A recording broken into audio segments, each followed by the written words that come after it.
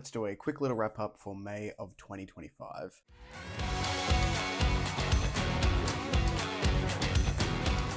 Hello everyone, welcome back to A Fictional Escapist. My name is Kris, and today's video is just going to be a super quick wrap up for May of 2025.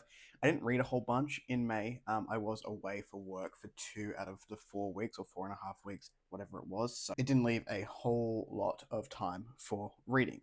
I read basically 3 short audiobooks and then 1 big chunky tome, which I finished in the month, but I did get a couple of beta reads in, so we'll just go ahead. In terms of a budget update, I am going to do like a book haul, which will probably be the next video that comes out, so watch out for that. A bunch of like ebooks, audiobooks, and also physical books that I've got over the last couple of months, so April and May, so they'll both be included in this one. I think I mentioned before my in-laws were here, so I did a bit of book shopping over the month while they were here. Budget update. For the month of May, I spent approximately $395, so over budget. I have basically stopped caring about budget, which is unfortunate. I was kind of on track, and then I bought a Folio Society edition of Jaws, and it just hasn't been the same since. So, I have a bit of a new goal coming into the financial year for 2025 to 2026, which I will talk about when I do like a little bit of a look back on the goals that I made for this year, and we move forward into the next financial year, and I'll find out how much I have actually spent, because my goal was $1,000, and I'm pretty sure, even just looking very briefly at the spreadsheet that I have, I'm close to 1,600 right now. Anyway, something else I did buy, which I will show here before I get into the book haul, because for anyone who's followed the shark journey, is my wife bought me some artwork to this little wall here, which I may paint blue. I'm not sure if it's going to like close off the room too much, because it's quite a small room that I'm in. But she bought me a little shark print. This is a hand drawn. Sorry, the ring light's gonna not like that very much. Hand drawn by CS Illustrator. So Catherine is her name. Found that locally, and then we were out at lunch, and we found this like little crystal shop, and they also had some hand drawn shark artwork. This is Sophie Sayer, I want to say. So we've got the tiger shark there, the stripes, and also a little sand shark. So I know that like no one cares because we're here for books, but those will probably be up on the wall, which may or may not turn blue at some point. So yes. Anyway, into the wrap up. We'll start with the beta reads for the month. So I did 2 beta reads. I did a beta read and a sensitivity read for the month of May. The beta read was for Helen Reig Pedersen, and it's a short story, about 10,000 words, for her Zemkoska series that is going on at the moment for a particular character. It was like a character story. Had a good time with that. Can't give too much away because it is a side character there, but as always, Helen's writing is just beautiful and very easy to fall into. Her Zemkoska series is a little bit more on like the spicy side and the romantic side of things. So if that's something that you're looking forward to, there's another short story in the works there. Now, my favorite read of the month was actually the sensitivity read I did, which is a book called The Outsiders of Auckland, and this is by Kenneth Feller, who is a New Zealand author, and this was just delightful. This is a book which really talks about identity. I appreciated the amount of love and care that this author has put into this work, particularly around asexuality. But we go into this land of orcs, which there is no gender, and sort of, I guess, the gender norms are turned on its head, and there's a lot of self-discovery in there. It's funny, it's quirky, it's full of like Aussie and Kiwi isms. So if you are from this part of the world, or you know anything about Australian or New Zealand stereotypes, you'll have a pretty good time with this one. When I was doing the sensitivity read, it was just enjoyable. It was one of those books that had the right amount of humor and the right amount of heart, and it all just really worked in together. We're following a group who goes into Auckland. Oh, that's just clicked. Wow. As they try to find a cure for a particular illness, and it's just such a heartwarming book. There was action parts to it, and the relationship dynamics between some of the characters. I thought it was really, really well done. So I am very much looking forward to this book being on people's shelves. I can't wait to have a copy on our own shelves. Yeah, fantastic. I can't give too much away because it's not out yet, but I believe the cover reveal will be sometime in August. So hopefully I'll get to be on that team. But yeah, just a delightful time.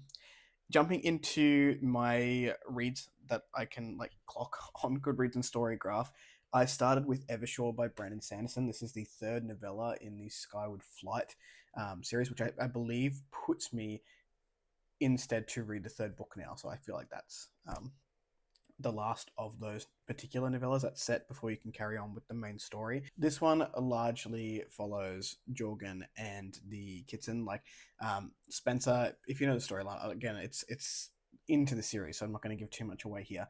Spencer is elsewhere, let's just say that, and Jorgen is sort of left to try and pick up the pieces of what's going on in the back end, and it really is a deeper look at him as a character. I can't again give too much away here because it is like the third book in a subset of novellas, but the story is continuing. Let's just say that. I had a pretty good time with this one. I definitely liked it more than the second novella in the Skyward Flight little stack of novellas, and I'm looking forward to continuing on with the main storyline now that some of that stuff has sort of started to conclude within the characters themselves, having little subsets in their own stories, which is really nice. So that was the first thing that I read, and then I went on to another YA, which is White Fang by Jack London. I know Tori over at Tori Talks, this is something that heavily inspires her writing. I thought this was quite unique in that we are dealing with a survival story told from a dog, so half dog, half wolf's perspective, and we get a lot of this underpinning of survival as an animal and also humanity and kindness and the how we can change as humans from this dog's perspective. At least this is what I took out of it over the course of our lives, and how we are a sum of our experiences, and some of the experiences that this dog has, or dog wolf hybrid has, shapes the way that he acts towards others.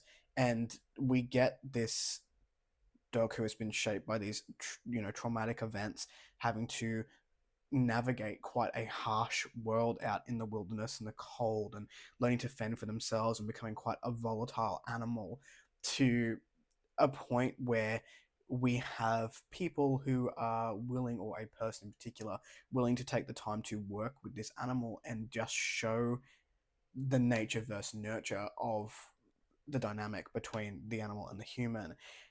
And then again, how that humanity shapes and changes the way that this wolf dog being interacts again. So it was quite a timeline to follow. This pup essentially going through early childhood or early adolescence into adulthood, and the interactions that they have, or it has, really it really differs by the end of the book. I had a very interesting time with this one. It's quite a heavily thematic read.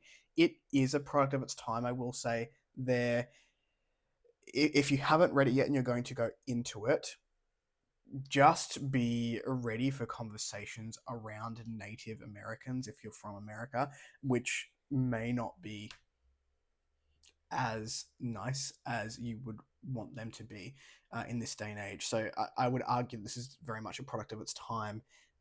There is some racism in there, some untoward opinions about particular groups of people that isn't at the forefront of the messaging of the book, but it may make some people uncomfortable if you go into it. So be warned with that. I had a good time with this one in terms of the thematics behind it, not so much, that stuff, because I don't really love racism, as I would hope most of us don't enjoy racism in our books.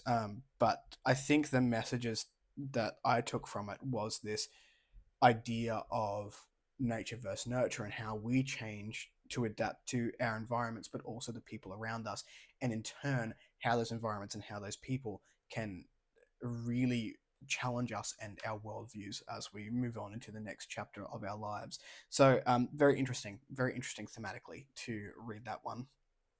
The big one that I read was the Tome of Haren. This is by Damien Francis, and this was a re-release. This is a chonker of a book. I think this was close to 1,000 pages, if not certainly um, bigger than 800 pages. So between 800 and 1,000.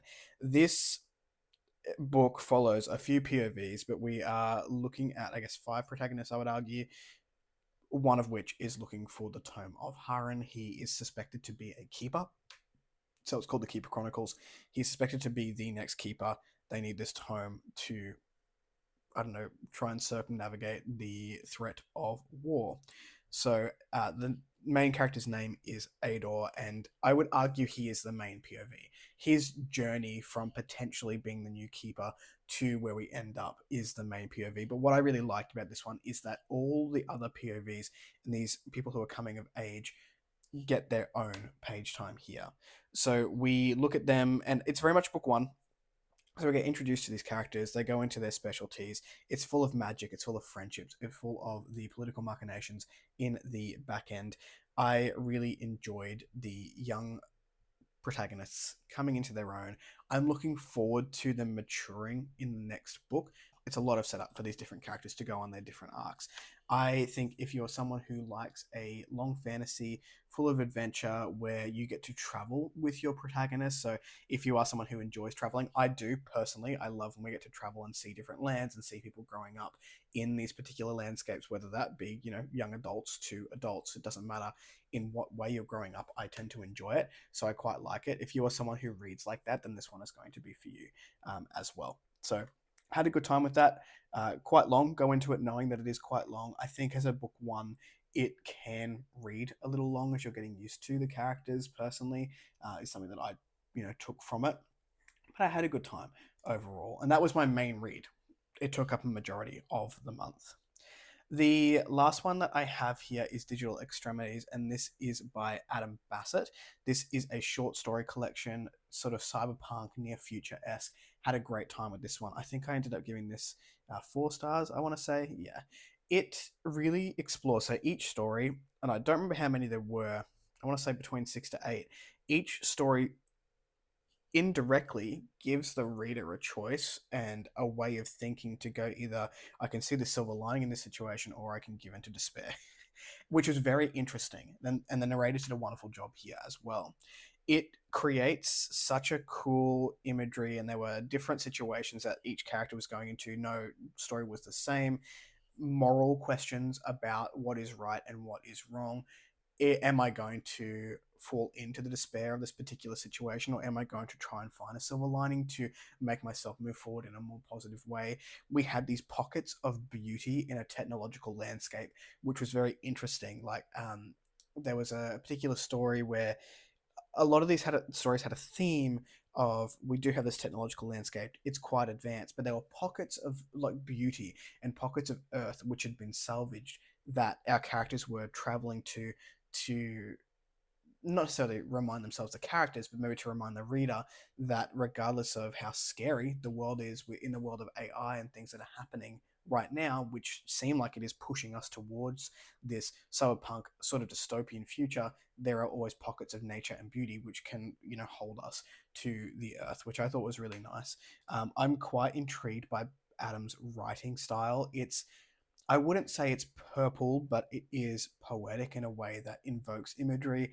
And yeah, I had a really good time with it. There is another story in this world called Animus Paradox, which is like the second installment, but I think it's just one story, like one character story that we're following, which I'm quite interested in reading from this author. So that's pretty much it for the month. I was reading War of the Flowers by Tad Williams, but I didn't finish it until June. So I only finished that yesterday at the time of filming. So I'll talk about that in the next month. What did you pick up in the month of May? Let me know in the comments down below. If you like the content, give one of those. If you want to see more of it, click subscribe at your will, and I will catch you in the next video.